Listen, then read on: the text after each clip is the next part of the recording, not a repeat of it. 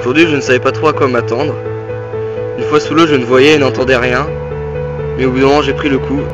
Il fallait juste y aller. Sur le bateau, on a un peu l'impression de plus maîtriser son corps et tout ça. Et c'était compliqué parce qu'on est déstabilisé, parce qu'on est sous l'eau et on doit faire confiance à nos partenaires et c'est dur. C'était très bizarre parce que j'ai ressenti de la peur et finalement j'étais fière à la fin de ce que j'avais fait. J'ai eu peur et donc je suis partie sous l'eau et là j'ai perdu le sens de l'orientation. Je savais plus dans quel sens il fallait que je tourne, je savais plus où est-ce qu'il fallait que je remonte, si mon kayak était à l'envers, à l'endroit, je savais plus où j'étais. Au début c'est un peu compliqué de comprendre comment il faut placer la tête, mais après une fois que j'ai compris.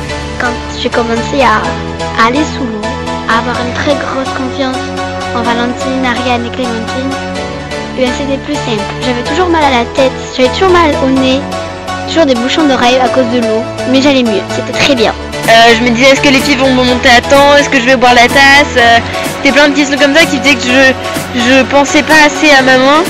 Et puis après je m'embrouillais dans les mains en me disant zut, c'est la droite qui doit rentrer dans l'eau et pas la gauche, et du coup j'arrivais moins.